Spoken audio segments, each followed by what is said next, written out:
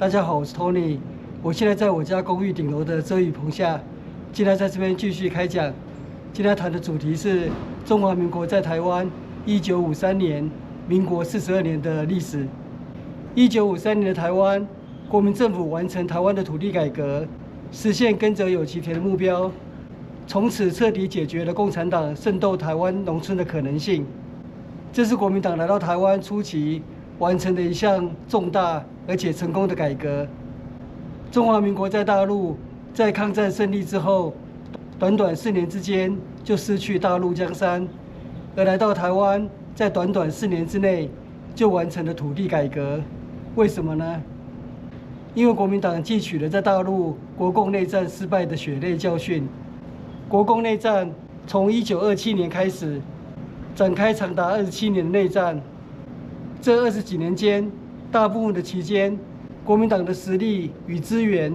始终远远超过中国共产党，即使是抗战胜利之后也是如此。在抗战胜利之后，毛泽东私下还评估说，可能还要再打10几年的内战，才有机会击败国民党。而没想到，在短短4年之间，国民党就兵败如山倒。其中关键的原因就是人心向背，因为在8年抗战期间，中国共产党在国民党无法统治，而日军又无法有效占领的中国广大乡村地区，特别是华北及东北，成功发展根据地，并以土地改革为诉求，斗地主分土地，而获得农民的支持。抗战胜利之后，不久国共内战就正式开打。当时国民党乐观地错估形势，认为很快就可以消灭共产党，却没有想到当时农民已经倒向共产党，所以国军的部队人数越打越少，而共军的兵源却源源不断，终于导致局势逆转，产生骨牌效应，大陆江山就在短短的时间内迅速沦陷了。国民党撤退到台湾之后，痛定思定，当然要积极地进行土地改革了。而国民党在台湾的土地改革，其实在大陆江山还没有完全沦陷之前，就已经展开了。1949年初，徐蚌会战结束，国军战败，国民党内主和派的势力抬头。当时蒋介石只好宣布隐退，辞去总统职务。而蒋介石在隐退之前，已先任命陈诚为台湾省政府主席。陈诚到任之后，没有等待政府制定法律，就以行政命令在台湾推行375减租政策。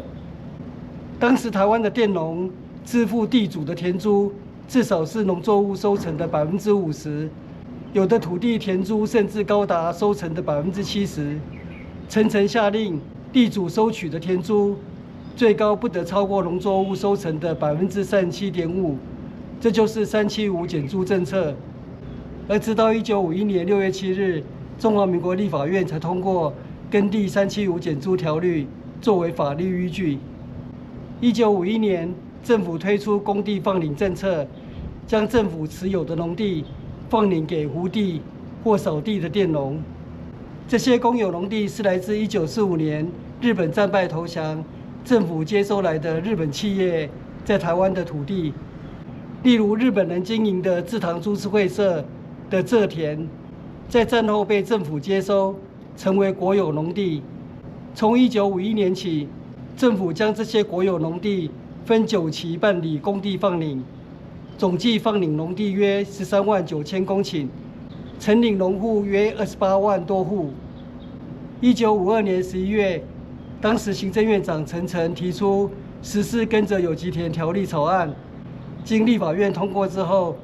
，1953年民国42年1月26日，蒋介石总统正式公布实施耕者有其田条例。根据这个条例，地主可以保留水田3甲或旱田6甲，其余农地由政府以征收补偿的方法，交由佃农承领耕种。根据这一条例，政府向地主征收耕地约14万公顷，优先放领给现有耕地的佃农承领。而佃农取得土地，仅需支付政府全年收获的2倍半，分10年均等摊还，相当于每年缴交25%的收成，作为田租，而10年之后，农民就能清偿耕者有其田政府所提供的贷款。至于对地主征收补偿的条件，当时政府当然没有足够的资金可以买下地主这么多的土地，所以是以70%的债券，再加上30%的公营事业股票，以补偿地主。而这些公营事业，例如台湾水泥、台湾纸业、台湾工矿、台湾农林，都是来自政府接收日本企业的资产。1953年，耕者有其田政策实施之后，台湾80%的农民都成为自耕农了。即使还有佃农存在，但政府以法令保障佃农的权益，包括支付合理的田租，以及限制地主任意收回耕地。耕者有其田政策是成功的土地改革，它带来了2大影响。第一是农民因为土地改革而获利，提高收入，因此而增加了对国民政府的向心力。从此共产党就难以在台湾的农村发展组织，而加上美元成立的中国农村复兴联合委员会，简称农复会，提供技术指导，提高了台湾农业的生产力，农民的收入大幅增加。政府实施土地改革之后，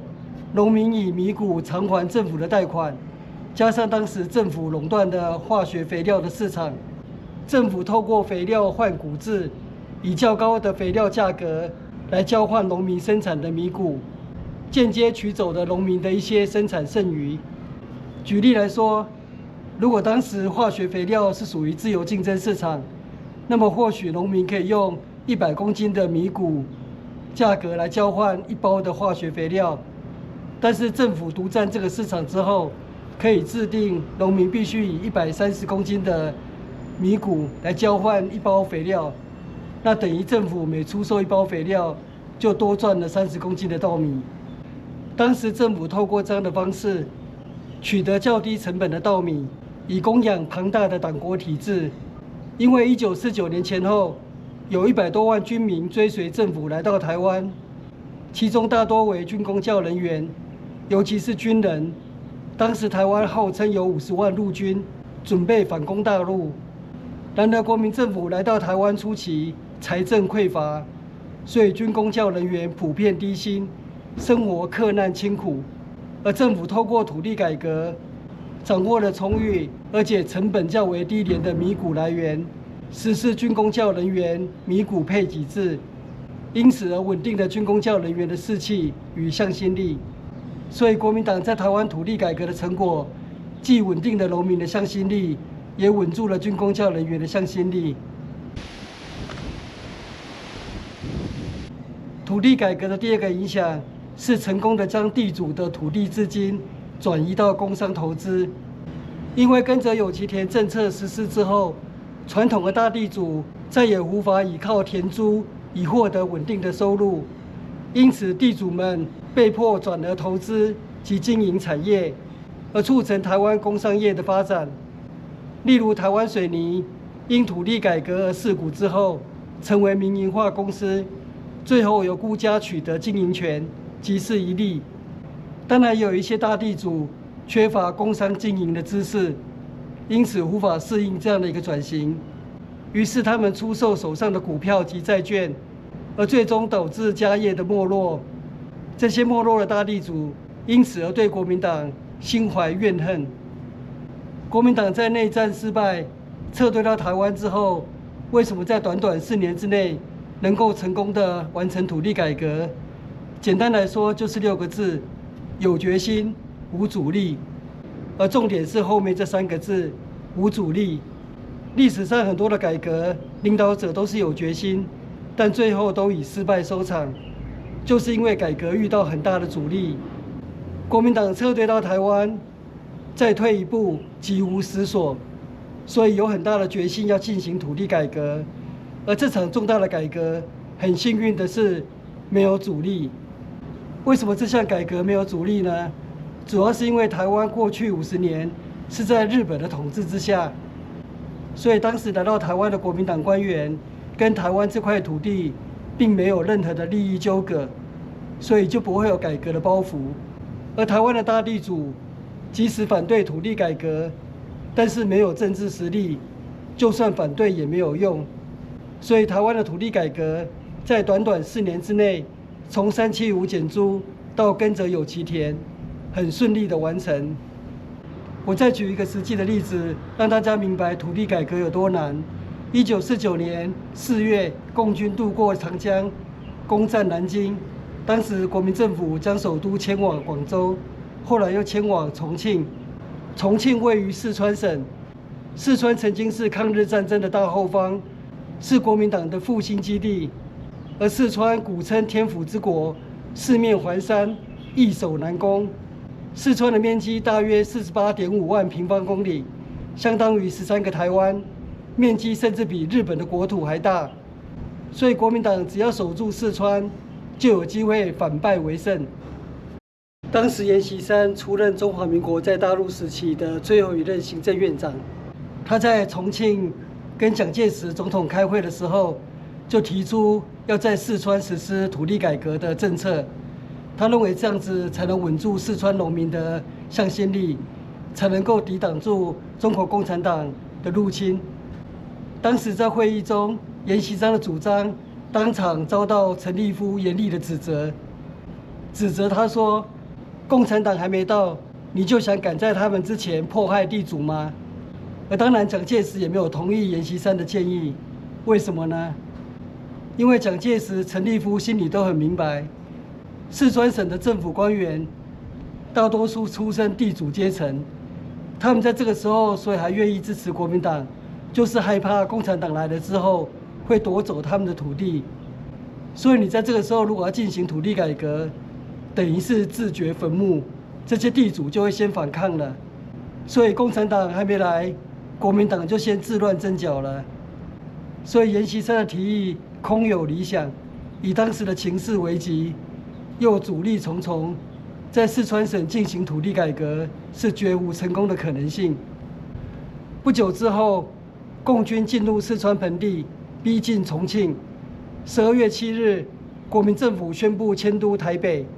12月8日，阎锡山飞抵台北。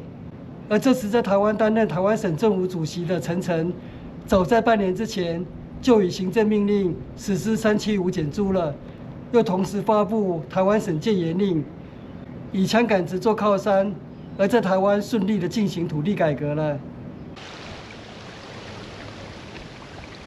就我所知，有不少老一辈的台湾人很讨厌蒋介石，但普遍对陈诚具有好感。为什么呢？我认为就是因为陈诚是最早在台湾推动土地改革，所以农民对他心存感激。在地方选举时，大多支持国民党提名的候选人，而这样的政治板块就是奠基于1953年国民党完成的土地改革。一直到数十年之后，台湾经济转型，工商业的产值超越农业，而农业退居为相对弱势的产业。而当政府面对美国要求开放农产品进口，否则将面临贸易制裁时，两害取其轻，政府也必然选择牺牲台湾农业的利益。而台湾在工业发展的过程，又往往以牺牲台湾的农业环境为代价，例如水源污染、土地污染，造成农民长期的不满，最终导致农民转而支持新兴的政党，而造成台湾政治板块的移动了。以上就是1953年台湾土地改革的回顾，而1953年也是中华民国在台湾脱胎换骨的一年。在国际外交方面，中华民国维持住联合国常任理事国的席位，代表中国。在内政方面，完成了土地改革，引领土地资本转向工业发展。而在美元经济顾问团的合作下，1953年，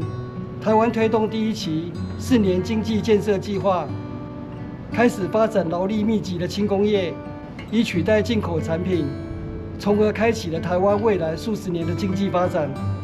我今天的同理开讲就到这边结束，谢谢收看，我们下一集、下一年，1954年见，拜拜。